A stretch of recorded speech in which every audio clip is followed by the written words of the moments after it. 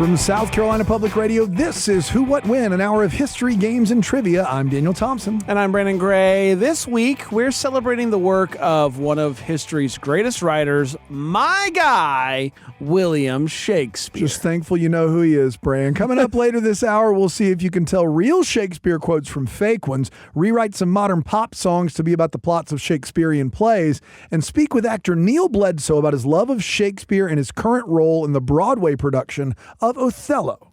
And if thou desire to play these games with us, thou just needeth to call or text 803-470-6347. That's 803-470-6347. Or you can send us an email to whowitwin@scpublicradio.org.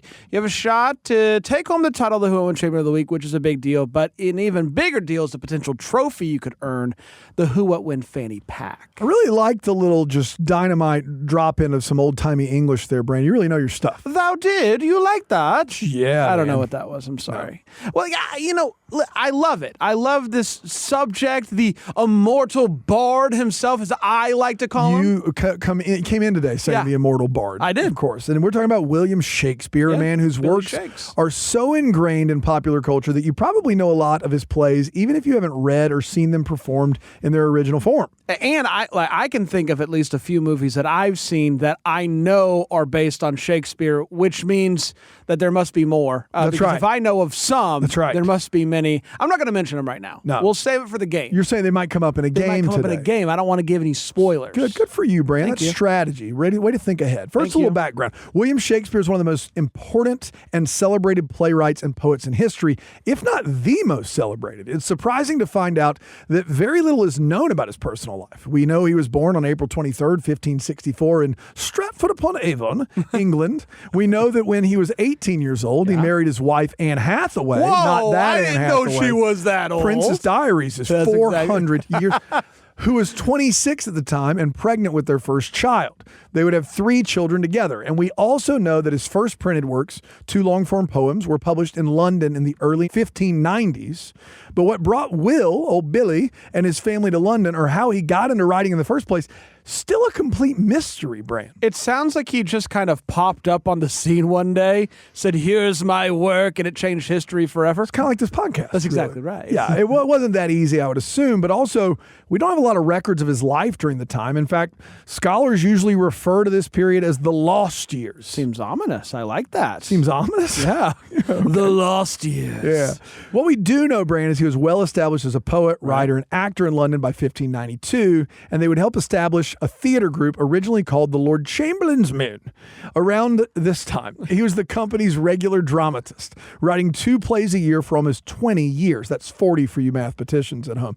And it was during this time that he wrote essentially all of his best-known tragedies, romances, and comedies. You got your King Lears, you got your Macbeths, your Hamlets, your so on, your so forth. Really good. You got it. Yeah. That's correct. And you know what's weird? What's that? As far as we can tell, no original manuscripts of Shakespeare's works exist today. If it weren't for his acting buddies saving copies of his scripts, we wouldn't have basically any of Shakespeare's original works. It's the same reason why we save all of our stuff for this show. Right. We wanted to make sure that we have it forever. That's exactly right. Makes sense to me. That's right. Even weirder, it's believed he died on the same date he was born, April 23rd, 1616. He was 52 years old. Well, I got to say, it's a good thing we have the plays, the sonnets, the other writings from him to live on through. Even if we don't know much about him otherwise, at least we have his work, which is fantastic. Yeah, and almost 500 years later, that's what we're going to focus on to this day. Speaking of which, how about we get to the games? That soundeth great, my lord. One too many. We have 2 contestants on the line with us ready to go. Caller number 1, tell us your name and where you're from. My name is Donna, and I am from Charleston, South Carolina. Charleston, South Carolina. That's right. Fantastic. Donna, you a big Shakespeare fan? I am. I prefer the comedies over the history plays or the tragedies. Uh-oh. And I feel like I'm under some pressure here because when I was at Clemson, I took a course, 3 separate courses in all 3 groups of Shakespeare plays. So little bit of pressure. Donna, that's honestly the worst case scenario for us because I think you should have probably been hosting this episode. Yeah, and some of these questions you're going to be like, what is going on with these questions? And the fact that you told us that does set yourself up for some pressure. I know. You could have kept that to yourself, and we would have never known, but you're above board. And obviously, shout out to Clemson Go Tigers. Shout out. So we don't get to, you know. You're going to be Shakespeare playing was a against, Tigers fan. Did you know Shakespeare was a huge Tigers Big fan. Clemson Tiger fan. Yeah, in the Coliseum. That's he loves it. All right, you're going to be playing against caller number 2. Caller number 2, what's your name? Where are you from? My name's Erica, and I'm from Galvin Ferry, South Carolina. Galvin's Ferry, South Carolina. Fantastic. Erica, hearing what Donna just said about all the Shakespeare courses she's taken, how are you feeling about this? I feel wonderful, for I am an actor, and the world is merely my stage. Oh my gosh. This is so great. We may have a perfect game. I love it. You did. This is guys, and I just want to say this. If you've ever listened to the show, you know that we don't try to match callers with topics. No. I think we've proven that time and time again. So this is just a happy coincidence. Happy coincidence. And I can speak for all our producer and Brandon and myself. I taught history for 20 years that the three of us are less qualified for this particular round than the two of you are.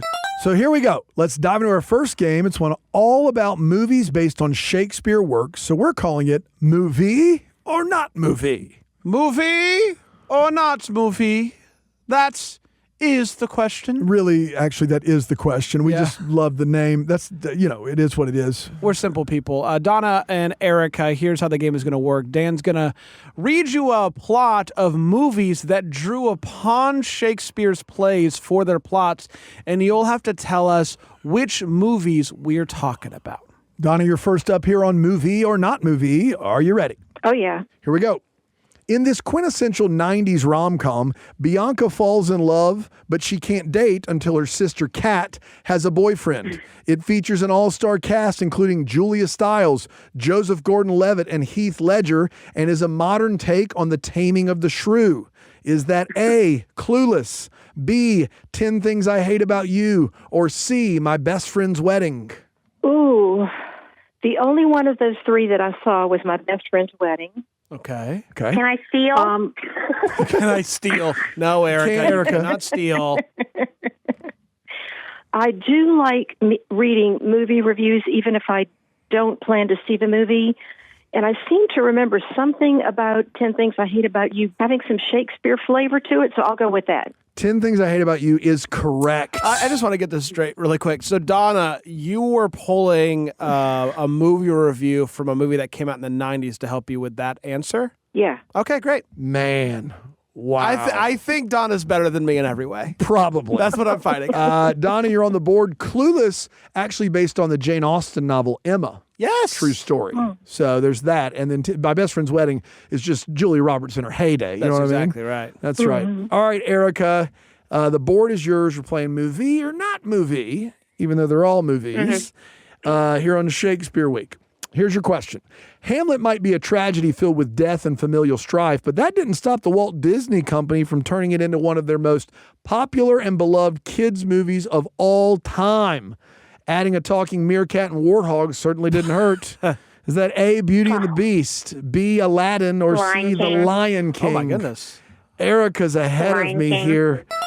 It's C, The Lion King. Erica is fed up with us. She's like, was so I excited. did the first one, too, before you even gave the multiple choice, so yeah. Erica's ready. This is combining I what's am. clearly her two loves, Shakespeare and the theater. That's exactly right. That's right. And the movies. The movies. That's exactly right. All right, Donna, the board's back to you. This is Shakespeare at the Movies. Here we go. The conceit of star-crossed lovers in Romeo and Juliet has been used for centuries in pop culture, but none quite as American as the tale of the Jets and the Sharks. First as a stage play and then as several film adaptations, most recently by Steven Spielberg. Is that A, West Side Story, B, Into the Woods, or C, Wicked? Oh, it is West Side Story. Yes, it is. Can I It is West Side Story. Can I try my Wicked real quick, though? Please do it. That's going to be just for the pod. I thought it was pretty good. When you're a jet, you're a jet. West Side Story, fun fact, maybe not fun, but it's a fact. Steven Spielberg's West Side Story, Phenomenal movie. Well, there you go. I like it better than the original. Oh. I said what I said. All right, Erica, the board is yours. We're talking about Shakespeare movie adaptations. Your question. 2006 was prime Amanda Bynes, and the former All That star also leads the cast of this 12th Night knockoff, where Bynes dresses like a dude, plays soccer, and falls in love with Channing Tatum. Is that A, She's the Man, B, What a Girl Wants, or C, What I Like About You? She's the man. She's the Man is correct. She knows her Amanda Bynes. I got to be honest, this sounds like just a Tuesday for me. Dressing like a dude, playing soccer, falling in love with Channing Tatum. That's right. That's my Tuesday checklist. Exactly. I think we've all been there. All right, it's tied up here on Shakespeare Week on Movie or Not Movie. Donna, the board is yours. Here's your next question. In 2013, we were in the midst of a zombie craze in pop culture, which is possibly why this zombie rom-com flew a bit under the radar. Nicholas Hoult plays a zombie named R, who saves human Julie from a zombie attack, and the pair begin to fall in love, making this dead, undead, star-crossed couple a truly modern Romeo and Juliet. Is that A, The Walking Dead, B, Warm Bodies, or C, 28 Days Later? Gracious peace. I am so not interested in zombies. Just think about the reviews, Donna. Think about the reviews. I don't read reviews of zombie movies. Oh, that's how out she She's is. better than you in every way. That's exactly right. Oh, gracious. Oh, probably somebody thought Warm Bodies was a cute movie title. I'll go with that. Somebody did think Warm Bodies was a cute movie title, and you are correct, Donna. Get Donna in a studio meeting. Have her pitch titles. Can I tell you what I Warm think? Bodies is cute. Donna wants to tell you she took 3 Shakespeare classes. She doesn't want to tell you she loves zombie movies. Yeah. Donna, you love Warm Bodies. You stop The it. secret is out. The secret is out. That's right. Also, hot take, Warm Bodies is a good movie. Like, if you've not seen it, you need to Love check Warm it out. Bodies. It's a really good Yeah. movie. All right, Erica. know. Donna's got the Okay. lead. You've She got said the no. board. No, thank you. That was a tough one. I think this is also a tough one. Let's see how you do. Erica, your next question here on Movie or Not Movie. This sci-fi classic from 1956 is basically Shakespeare's The Tempest, but in outer space. Starring Leslie Nielsen as a space commander traveling to find the fate of a group of scientists commissioned on an exploratory mission decades earlier. Is that A, The Day the Earth Stood Still, B, Journey to the Center of the Earth, or C, Forbidden Planet? See, that's like way before me. Okay, I don't think it's B. I don't think it's that one because we're going to space. Yeah. And what's the C? The C is Forbidden Planet. Well, I guess we're going to have to go with that one.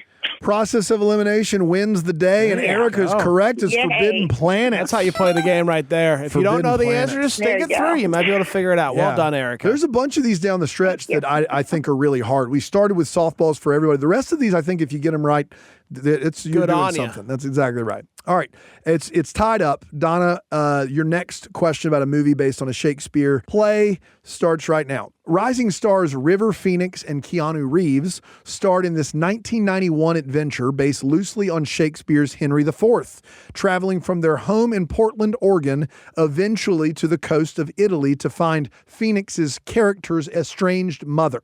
Is that A, My Own Private Idaho, B, Dark Blood, or C, Running on Empty? Oh, when you were doing the description, I thought of My Own Private Idaho. I hope that's correct. That's what I'm going to go with. She's going with My Own Private Idaho, and the perfect game continues. My heart is beginning to beat. It's crazy. I wrote, I think 2 or 3 of these down the stretch, I think are legit tough, and they are knocking them out. They know their spear. This is amazing. Tip of the spear. Tip of the spear. That's exactly right. Erica, the board's back to you. We're seeing if you can name this movie based on a Shakespeare play. Here's your question. If you've ever wanted to see Christopher Walken tackle the role of Macduff from Shakespeare's Macbeth, Yes. I've got good news. Okay. You can watch this 1991 modern retelling of the play told from the perspective of this Commonwealth. Is that A, Philadelphia, B, Scotland, PA, C, Happy Texas? It's Scotland, PA. Scotland, PA is correct. Have you seen that film, Erica? Yeah. I have, yeah. Yeah, I've seen it as well. It is quite something. I love a Christopher Walken movie. Oh, my God. Hey, she's walking here. All right, it's 4-4. She got Scotland, PA right. Donna, your last question of the round starts right now, and I get the feeling this is going to be another movie not right up your alley, but I could be wrong, and you've not been wrong yet. Here we go. Current cultural hotties Glenn Powell and Sydney Sweeney recently modernized Shakespeare's Much Ado About Nothing in this 2023 rom-com about Bea and Ben and their will they, won't they frenemy-ship. Is that A, nobody wants this? B, how to lose a guy in 10 days? Or C, anyone but you? Okay, I got to confess, I have never heard of either of those actors. Fair. Oh, somewhere in the back of my brain, nobody wants this is vibrating, so I'm going to go with that. She's going to go nobody wants this. And that is incorrect. The reason nobody wants this is vibrating in the back of your brain is it is a Kristen Bell rom-com TV series with Adam Brody on Netflix. Yes. So that was a little bit of a trick there. We're looking for anyone but you. It's okay. Listen, Donna, it's okay. We still got plenty of time. You Plenty got of time. Erica, you got a chance to take the lead with your last question here on movie. Okay, fine. Here we go. Kirsten Dunst, Shane West, Colin Hanks, Martin Short, and Cisco starred in this 2001 teen comedy loosely based on Shakespeare's A Midsummer Night's Dream, where a high school senior is trying to win back his ex-girlfriend by joining the school play. Is that A, American Pie, B, Get Over It, or C, Ed? I gotta be Get Over It. Gotta be Get Over It, and it does gotta be Get Over It. That is correct. Yeah. Ed was Okay, Ed is the 1996 movie where Matt LeBlanc trains a chimpanzee to play baseball. Yeah. And I threw it in there, and I thought that was funny.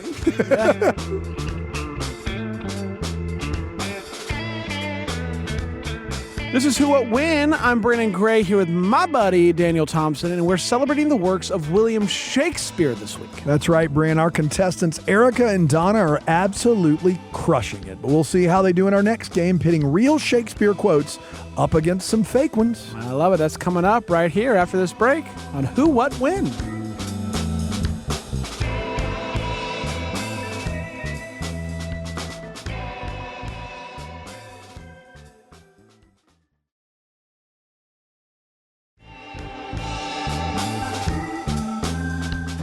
Welcome back to Who What When, South Carolina Public Radio's Hour of History, Games, and Trivia. I'm Daniel Thompson, here with my good buddy Brandon Gray, and this week we're playing games all about the lasting impact of author William Shakespeare on our popular culture. It's a good one. Before we get back to our games, we do want you to remember, we need contestants for the future, Dan. And all we need you to do is call us, 803-470-6347. Can they text? Or you can text too, or you can send us an email, whowhatwhen@scpublicradio.org. We will get back to you, and you will be on a future episode of Who What When. You won't regret it, and we've got two great contestants playing with us today, Donna and Erica, both from South Carolina, and apparently both Shakespeare experts. They are doing very well, but let's see how well they do in our next game, which we're calling Shakespeare or Fakespeare. Love that title, Bran. Here's how this game's going to work. Bran's going to give you some dramatic readings of quotes that either came from a Shakespeare play, sonnet, or poem, or sound like they could be from the Bard, but are actually attributed to someone else. You just have to tell us if it's Shakespeare or if it's Fakespeare. Donna, you're first up in the game. Are you ready? You bet. All right, here you go, Bran. Hit him. Laws are like cobwebs, which may catch small flies, but let wasps and hornets break through. That sounds like something my brother would make up if he was doing Shakespeare in the kitchen. So I'm going to say that is Fakespeare. That is Fakespeare. That's Shakespeare in the kitchen. That's Fakespeare. I should have called it Shakespeare in the kitchen. That's not bad. That was by Jonathan Swift. So that is a quote from a very famous author from the time. The Swifties, the Swift heads. But you are correct. That is Fakespeare. All right, Erica, the board is yours. We're playing Shakespeare or Fakespeare. Bran's going to read you a quote. You got to tell me if Shakespeare said it or not. Bran, take it away. Love looks not with the eyes, but with the minds, and therefore is winged Cupid painted blind. Shakespeare. She believes it's Shakespeare, and she's correct. Midsummer Night's Dream. All right, we're playing Shakespeare or Fakespeare on Who What When. Brand's dramatically reading some lines from literature that may or may not be Shakespeare, and you got to tell me if they are or not. Donna, the next question's yours. Brand, take it away. That perfect tranquility of life, which is nowhere to be found but in retreat, a faithful friend, and a good library. Donna, what are you thinking? Oh, my goodness. I was thinking right up to that last line that it was Shakespeare, but the library. That might have been some contemporary of Shakespeare, but I think that's Fakespeare. She thinks it's Fakespeare, and she's correct again. Wow. That is 17th century English playwright and poet Aphra Behn. Yes. Aphra Behn. It's as modern as it gets. She's from Canterbury. That was a deep cut, and she pulled it out anyway. Very good.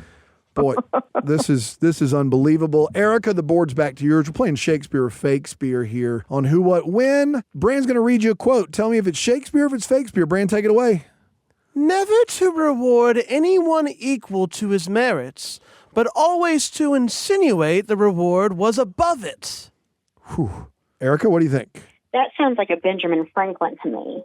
Okay, so are you calling Fakespeare here? I think I might call Shakespeare. She's calling Fakespeare.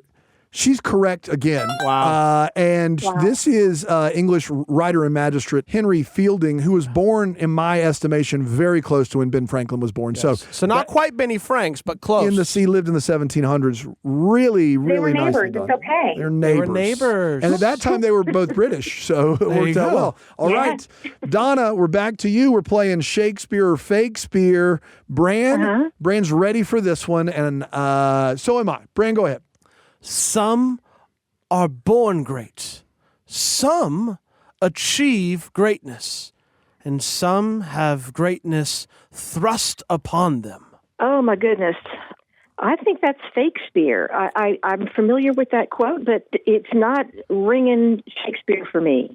So, Donna, I'm familiar with the quote as well, and I wrote this because I couldn't believe that this was Shakespeare. Wow. It is? It is from Twelfth Night. Oh. 12th Night. Or my research is wrong. But I couldn't believe it because I've heard this in a movie, and it is from Twelfth Night. When I saw it, I couldn't believe it, but it is technically Fakespeare based upon my research yesterday morning. AT? Act 2, Scene 5 of Twelfth Night. There you go. Shakespeare through and through. Shakespeare through and through. All right, Erica, a chance to take a commanding lead here on Shakespeare or Fakespeare. Brand, take it away. But soft, what light through yonder window breaks? It is the east, and Juliet is the sun. Yes, it is. Oh, Romeo. Yeah. That is Shakespeare. Yeah, that was an easy one. That's tough. That was easy. It's Romeo and Juliet. Would you have gotten that one, Brand? I would have You would have gotten gotten that one. Yes. Yeah, you would have. All right, Donna, you're up against it here. Need a correct answer. Shakespeare or Fakespeare? Who What When? South Carolina Public Radio. It's Shakespeare Week. Brand, take it away. My words fly up. My thoughts remain below. Words without thoughts never to heaven go. Donna, what are you thinking? Ooh. Oh, gosh. I can think of about 5 people who could have said that, but I'm going to go with Shakespeare. She's going to go with Shakespeare. She's correct. Well, she's not out of it yet. She's back in it. That's Hamlet. We love Hamlet. Big Ham. All right, Erica. The board's back to you. Erica, your next question here on Shakespeare or Fakespeare. Brand, take it away. No man will take counsel, but every man will take money. Therefore, money is better than counsel. A little quippy. Erica, what do you think? Money better than counsel. Once again, that sounds like a Benjamin Franklin thing. I feel like I should say Shakespeare, but yeah, I'm going to go with Shakespeare. She's going to go with Shakespeare. For the first time, Erica's incorrect. Oh. Oh, okay. Fakespeare, Jonathan I should Swift. have gone Shakespeare. Johnny Fakespeare, Swift. Johnny Swift coming back to get us again. Again, yeah. Yeah, there were so many Swift quotes that I thought could have been Shakespeare quotes when I wrote this, so that's what Swifties are coming for you, Erica. Swifties are coming for you. All right, Donna, this is your next question here, Shakespeare or Fakespeare. Brand, take it away. That which we call a rose by any other word would smell as sweet. Oh, that's Shakespeare. That's Shakespeare. Donna, you're correct. And here's the thing. Yes. That tied the game. That did tie So the let me game. just set the stage for you. This is the last question of the round. It. Both Erica and Donna have 8. If Erica gets this right, Shakespeare or Fakespeare, she's moving on to play for the fanny pack. If she doesn't, tie ball game, we got a situation on our hands, right? So what a game. Two absolute Shakespeare heads playing today. And Erica has a chance to go to the next round. This is the last question. Erica, Shakespeare, Fakespeare, Bran, take it away. Love ceases to be a pleasure when it ceases to be a secret. What are you thinking? It is Shakespeare. Fakespeare is correct. Oh, Erica, pulled it out. Is correct. That's also Afra Bain. You are correct. Yeah, I thought it was done by a woman, yeah. Erica, you are correct. You win. Oh, 9-8. Donna from Charleston, what a player. As close as it gets. As close as you got 2 wrong and it cost you. You played amazing all game, came up a little short. Donna from Charleston, thank you so much for joining us on Who I Win. That was so much fun. Thank you, everybody.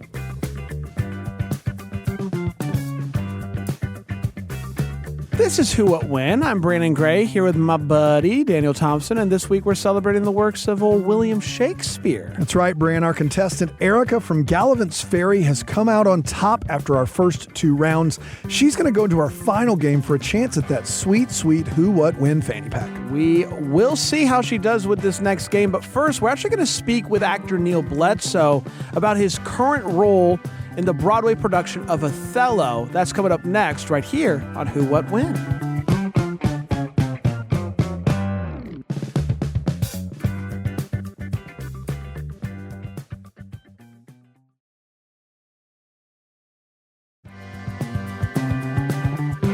Welcome back to Who What When, an hour of history, games, and trivia here on South Carolina Public Radio. I'm Daniel Thompson. And I'm Brandon Gray. We are celebrating the works of my guy, Billy Shakes, as I like to call him. Some might know him as William Shakespeare.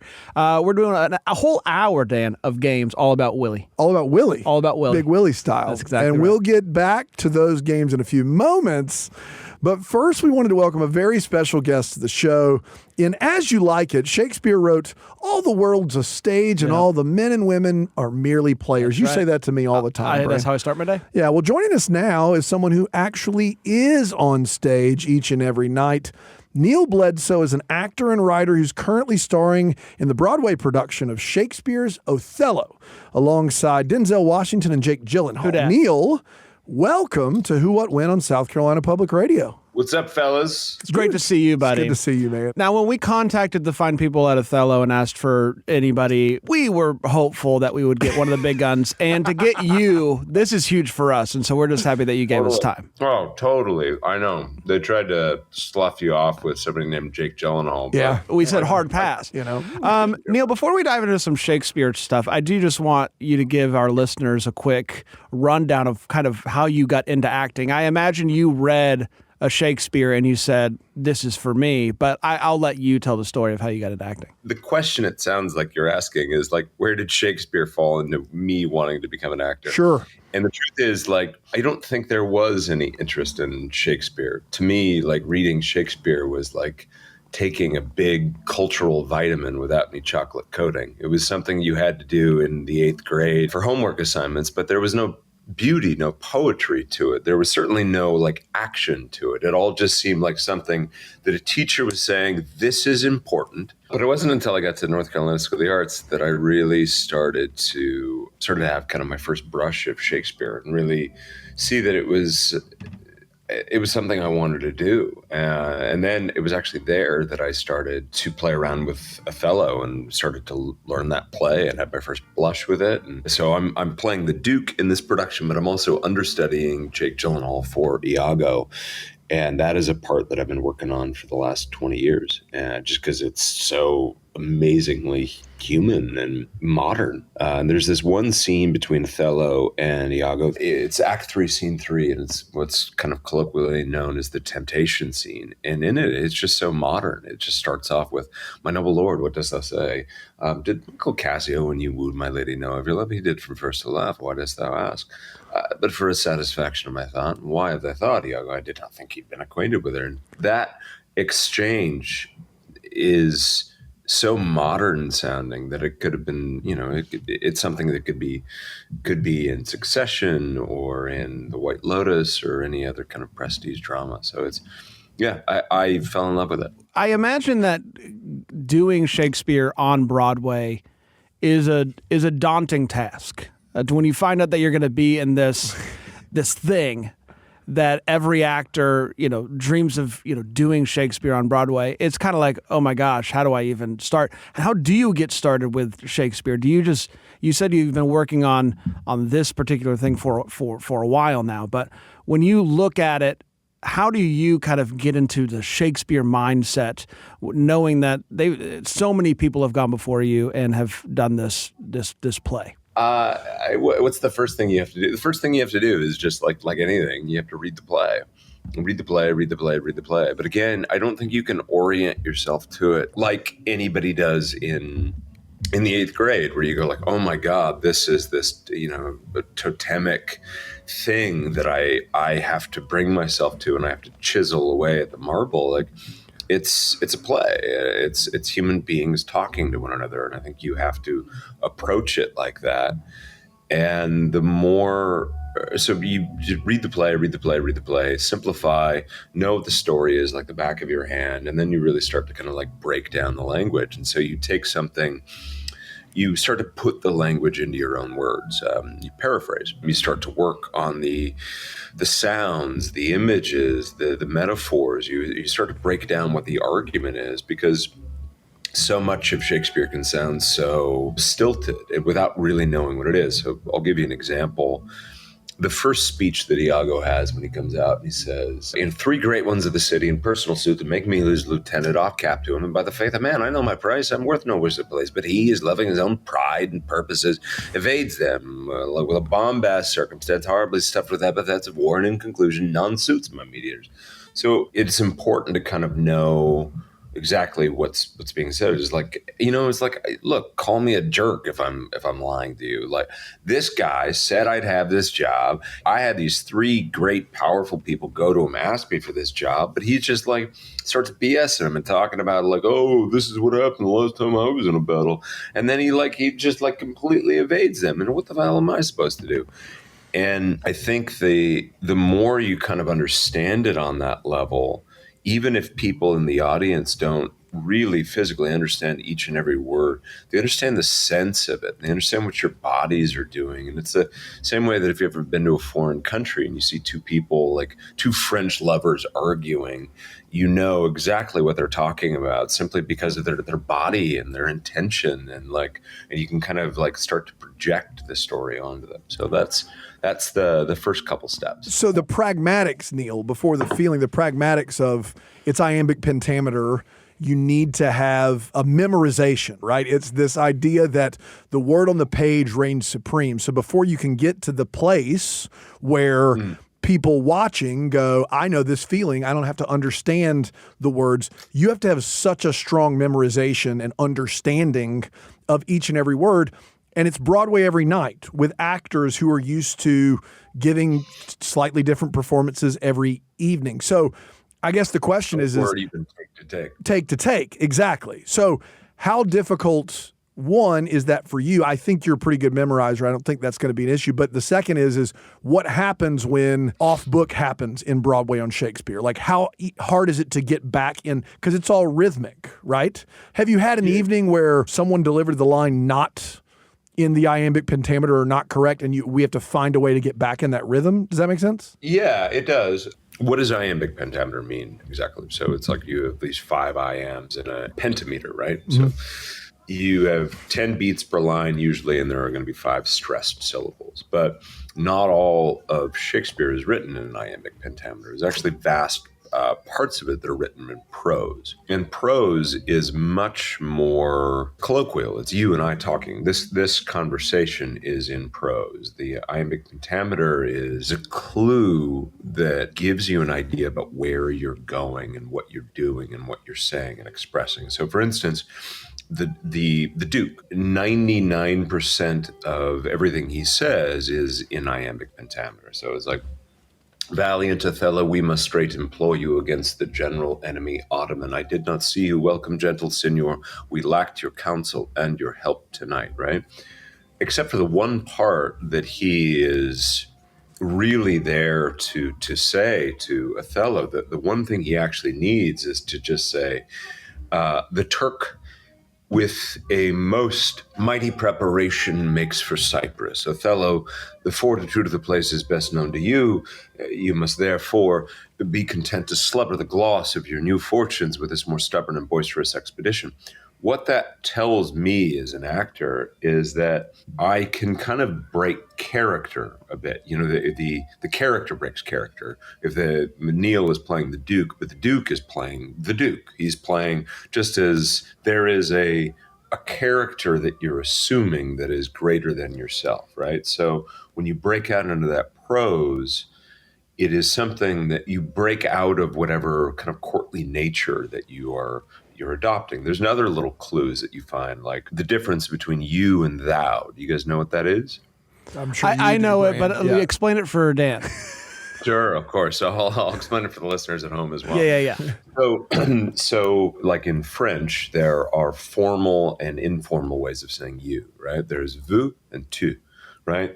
So English used to be kind of the same thing before the Norman invasions. And so there was the courtly vous or you, which was used for your betters. And then there was thou or tu, which was used for your lovers or people that were below you. So you'll routinely see in Shakespeare somebody like the Duke, who's a very high status, referring to everybody else below him as thou, especially a servant or his wife or anybody like that. Or if you're in a courtly setting, everybody will be referred to as you. It can also be something, it gives you a clue in terms of how you are addressing people or how you are dressing down people. So all of that stuff kind of goes into the memorization, as you said, Dan. And then what we've had is that everybody's always playing with that rhythm. And so being on Broadway with these guys, I was kind of explaining the music of it.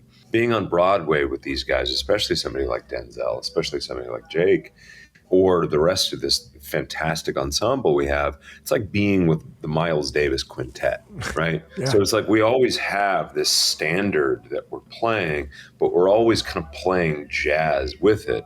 And if Denzel's going to change something, then I have to change something. I can't just kind of play the same high school band style music the entire time.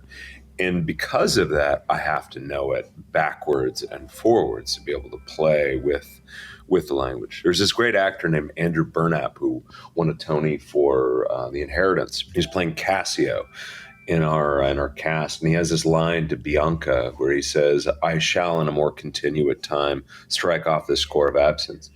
And the way he says it is, "I shall in a more continuate time."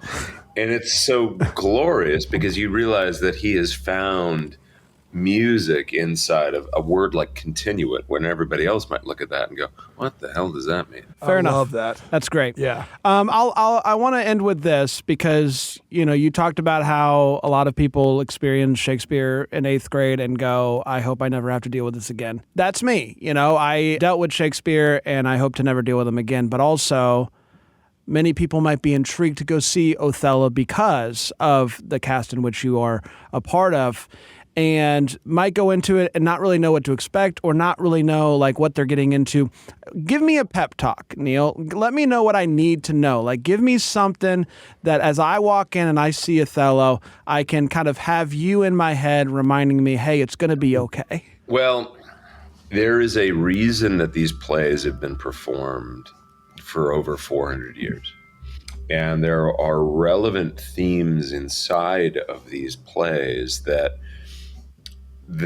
still speak to us as human beings. And one of the real joys that you see in going back to Shakespeare and really listening to it, being an audience, audible audience, is that you find that Shakespeare has invented so much of our modern language. And simply because of that, you realize all of these things that I just sort of never think about, the way that I speak to people saying something like all the world's a stage, or referring to jealousy as being a green-eyed monster, all of these little everyday sayings that we take for granted have their root in Shakespeare. So if we are living at the Delta or further down river in this flow of humanity, going back and watching something like Othello is following that river back to its source. It's beautiful. Neal Bledsoe is an actor, a writer, currently starring in the Broadway production of Shakespeare's Othello. Neal Bledsoe, ladies and gentlemen, thank you so much for joining us, Neal. We really appreciate it. Of course, thanks for having me, guys. And let the record state, I didn't swear once. Dude, you crushed it. You were NPR certified.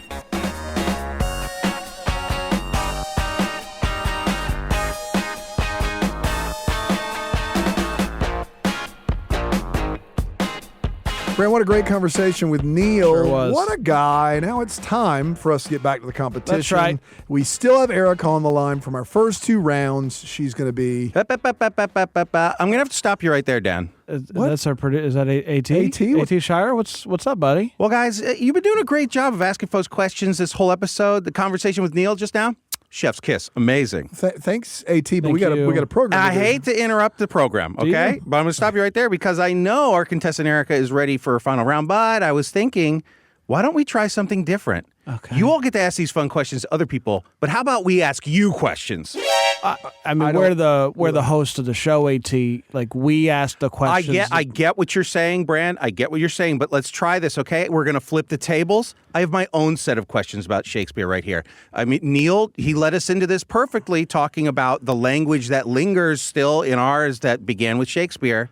Okay. And I'm going to quiz you, and I want you to answer these. Great. This sounds awesome, It AT. seems, Let's do it. It seems like This maybe we seems were a just weird short time. on time. I don't know. I don't know why we would be doing a time this. thing, but I know. I'll allow it. You know what? Let's just get that notion out of your head. Okay. But as we know, Shakespeare was responsible for many great works of theater. But did you know he is also credited with inventing metaphors and idioms that we still use today? Now, I called Brandon idiom the other day, and he took such a... Well, it's just that we've never done this before, is all I'm getting at. You've never done this before. No, I think this is the first time you've ever been quizzed on the show. Yeah. No robots. No. Ghosts. Well, Sometimes you leave the studio and we do get quizzed Those by are other different. things. I'm That's just learning different. of this now. Yeah. But for example, in Taming of the Shrew, the icy character of Catherine is encouraged to break the ice. That's with her right. father. Right. Yes, gives us a phrase for got breaking it. the tension. Brand, you're going to do great at this game. Yes. You a big quiz guy? I love quizzes. I have a few more of these everyday phrases that originated with Shakespeare, the Bard, and I want the two of you to work together to tell me what they are in a game I'm calling A Phrase by Any Other Name.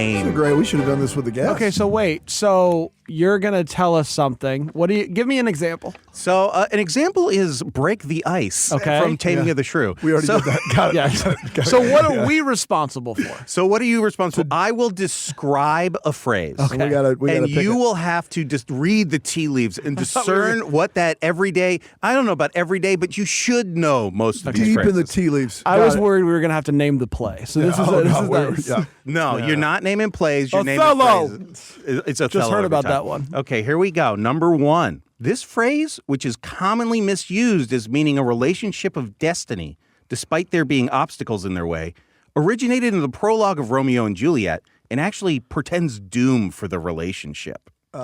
Is it star-crossed lovers? Star-crossed lovers is correct. Wow, Hey. that was really good. Did you have any clue there? No, I'm like fork in the road. I don't know. I kind of zoned fork out a in the little road. bit. I kind of zoned out a little bit. The first one, you're zoned out. I love that Okay, for the rest he of loves this to quiz. game. I'm Yeah. focused in. Here we go. But Dan, good job. First, I'm going to go with fork in the road on this second one. I want to get ahead of it. I'm going to say this: fork in a road is not a terrible guess. Like it's not on this list. I'll tell you that right Okay, now. great. Okay. But it's So stop guessing it's it. those sort of things. Okay. All right. Number two. We aren't talking about sides with a sandwich, but this briny term for being in a jam or unpleasant situation debuted in The Tempest, Act 5, Scene 1. You know this one. It probably comes with Red Robin burgers. I'm in a and jam. fries. I'm in a Pickle. In a pickle is correct. Guys, I'm just not good at this. I went to rock and a hard right between rock and hard place. That's also not said- bad. but I he know said I'm briny. not. I know I'm not listening to the clues. Do you know what briny means? Well, I don't, and I think that's a big part Oh of my this. gosh. On the briny deep. You're Yeah. 8 Well, years old. maybe the rock is by Salty? the ocean. That's not. Have you heard about rocks by the ocean? You know what? We can't rule out that the rock isn't by the ocean. Then we but, can't rule that out. But in this And that's why you scenario, said briny. Yes. This sort of leads to the next question, Okay. if we can get to Okay, it. Number 3. Like trying to find a good defense for when the Mighty Ducks use the flying V. Got it? This term for a complicated or fruitless pursuit or search was first used by the bard in Romeo and Juliet, Act 2, Scene 4. Okay, interesting. So we A got fruitless pursuit. yeah, like man, Flying V, Flying fruitless V. pursuit. Up the creek. We got- got a paddle. Okay. I don't know. I have no idea. Well, let's go. What flies in a V? okay, Ducks. ducks. I believe that's geese. Geese. And the answer is wild goose chase. a wild goose chase. Oh, okay. Well, this The defense threw me off there. I got to be honest. I'm stuck I on was the trying to Mighty get an Ducks. avian goose-related I thing got in you. there for the you Mighty guys. Goose, a famous. I mean, Mighty goose are the ones that do the V. Am I wrong? Callers, please call it, okay? Please don't call in if you want to play. Okay, number 4. First appearing in The Merry Wives of Windsor, this bivalve-centric pearl of wisdom, often told to young people, means that everything in life is open to them, so don't rule out new and exciting experiences. The world is your oyster. That is correct, Brand. Nicely Your done. boy is back. He's on the board. This guy knows his mollusks and bivalves. We all do. We would never And you want confuse to know those something around about that here. oyster? Briny. You know where you can find it? Next to a rock in the briny. ocean. Exactly right. Yep, amazing. They Very love good rocks. job. Okay, let's see if you got this one. Okay. Move over, bro. This bodily term used in King John refers to the sense of space around a person in which to operate and function, or the freedom one needs to feel comfortable without impediment. Oh my gosh. This is classic Shakespeare stuff. You would never think that he created this. Elbow room? Elbow room is correct. Dude. Elbow room is correct. I would not. That's one I just wouldn't have gotten. I had nothing there. That was great. I mean, that's Good fork pull. in the road adjsault. So It is Fork in the Road. There you go. So I'm Okay. live, by the way.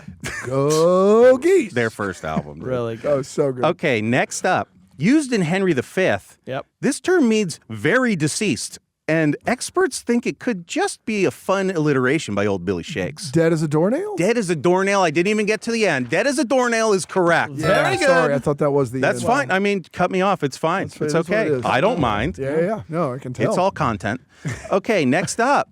No, we aren't talking about a Netflix dating show. This amorous phrase said in response to know it. perceived incompatibility between partners is first spoken by Jessica in The Merchant of Venice. You love this show, Brand. You love this I show. love this show? You love the show. Is it a dating show? It's a dating It's a show. dating on Netflix. show. I like on that. Netflix. I mean, I like Love is Blind. There it is. There you go. Love is You Love said is it. Blind is the phrase. Love is blind is the phrase. You can thank old Billy Shakespeare for Love is blind. Thanks, Billy Shakes. Yep. Okay, next up. Most famously spoken by Iago in Othello. Shout out. Shout out. Shout out. This color-coded term for extreme jealousy and envy is used when the idea that Othello's wife Desdemona was falsely having an affair. What color is synonymous Green. with? There it is. Green with Envy. jealousy. It's green-eyed monster, but I'll Green-eyed give you a half Also, point. Neil said Neil that. said Neil it. said that. He gave that one away. I was a little angry. Yeah, I was kind you of were a little pissed. green with the Rage. rage. Etc. Yes. Yes. Okay, next up. Okay, Sticking with Othello and the duplicitous Iago. thank you. This phrase means to show one's emotions in an open and honest way, and its origins could potentially be traced back to knights jousting. Heart on your sleeve. That is correct. Very Wear good. your heart on your sleeve is correct. Well, you have to, because that's where they know how to joust. That's why. Okay, last one. Okay. Here we go. You tell me, is the most famous use of this term acknowledging that even the worst people have redeeming qualities from Shakespeare's Henry IV or from the hit classic rock song Burnin' For You by Blue Oyster Cult? Is it Silver Line? Like a. No, it's every person. Just run through Burnin' For You by Not Blue all, Oyster Cult. yeah, because I definitely know that song. You don't know that song? No. Not know all, if I not know all that that one. glitters is gold. No, that is a Shakespeare, though. Man, I know Okay, it was. something to do with people. Like everybody, That's Smash Mouth. everybody's good. Okay, it's close. Hey, it's close. I'm gonna go with everybody's good. That sounds, to me, it sounds to the ear, sounds like Shakespeare. Okay? Right. But it's not correct. The answer is giving the devil his due. Give the devil his due. Yep, and I wouldn't- think he was talking about Mountain Dew. But that is the end. Baja Blast. That's the Yeah, end of of the. course. That's the end of our quiz. You guys actually did great, but Erica is waiting. Let's get to her. Let's get this love show it. underway. Let's get this finished. Okay, boys. Thank you for Sounds that. good. Okay, good job.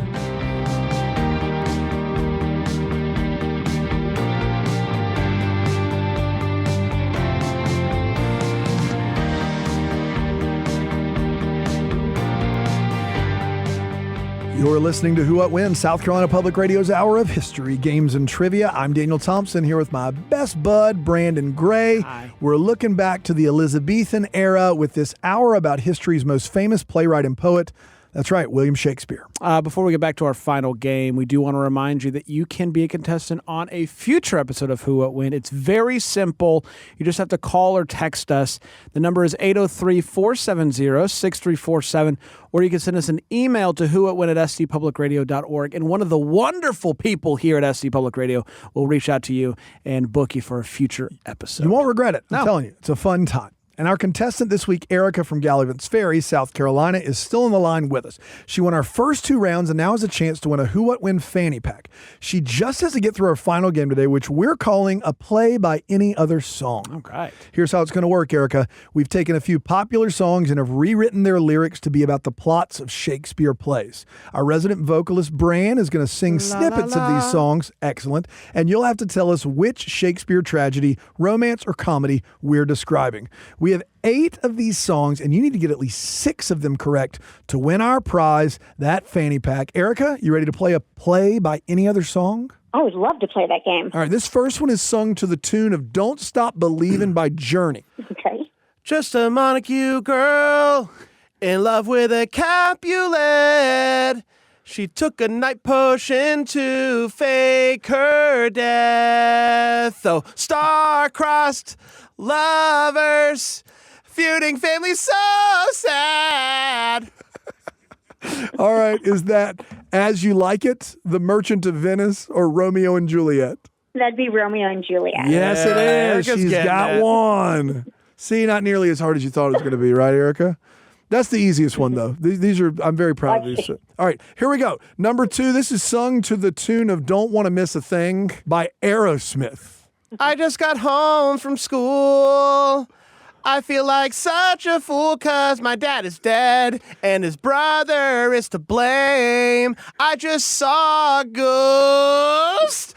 Mom just married his foe and Ophelia drowned and my uncle is to blame. You nailed it, Bran. Is that A, Julius Caesar, B, Hamlet, C, Macbeth? I think it's Hamlet. Hamlet is correct. Oh, she's good. She's 2 for 2, Bran. Your singing is also 2 for 2. I want to be Thank very you. clear. This next one I'm not sure Yeah. about. You. All right. This next one is sung to the tune of Poker Face by Lady Gaga. You want me to start? Start it and I'll try my best. Ma, ma, ma, ma. Mark Antony. Mark Antony. He turned the mob against the conspirators.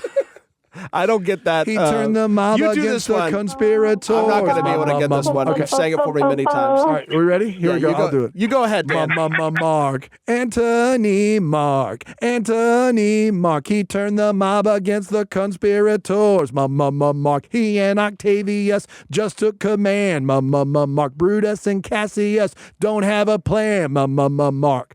Is Rome dead? Is Rome dead? Or has the empire just begun? Is that Julius Caesar, Richard III, or King Lear? I think it's Julius Caesar, but I'm not good at these. It's Julius Caesar. Yay! She's crushed it. It's Julius Caesar. Mark. Man, can't believe I had That's to going pinch to be in hit my head there. all day. You're welcome. All right.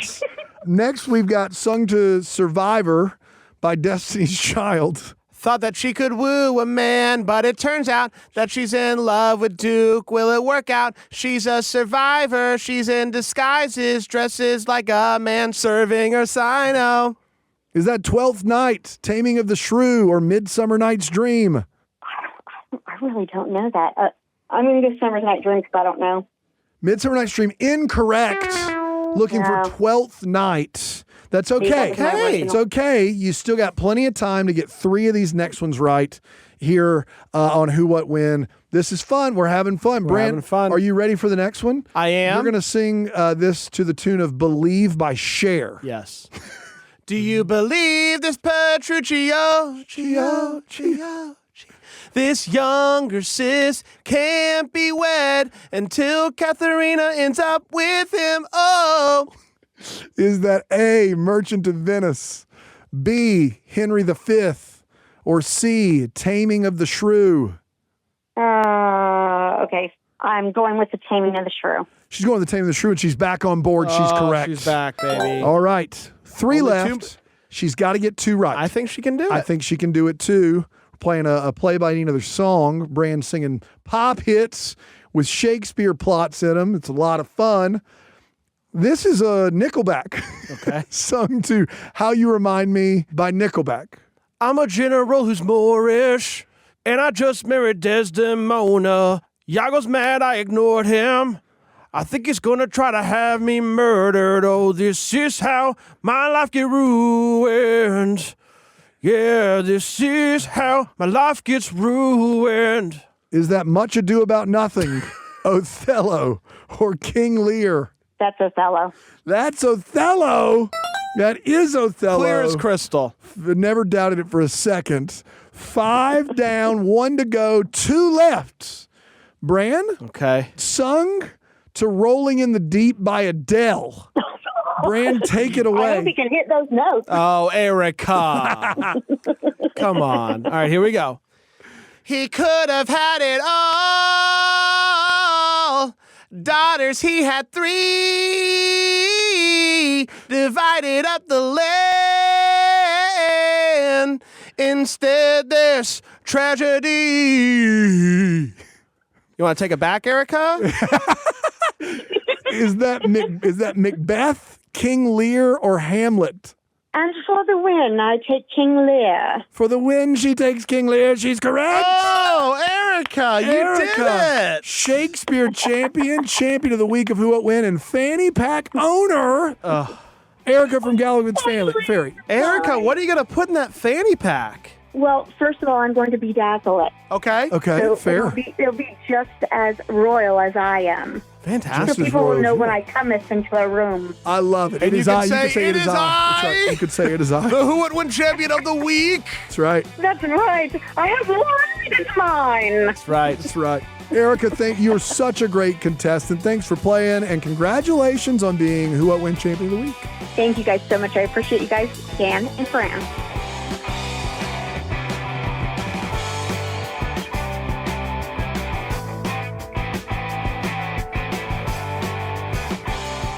And that shall bring us to the end of this Shakespeare episode of Who What When. Thanks again to our contestants, Donna and Erica, for joining us today. And a big round of applause to Erica for taking home the title of the Who What When Champion of the Week. Our producer is A.T. Shire. Our executive producer is Sean Birch. And to quote Shakespeare, the tartness of his face sours ripe grapes.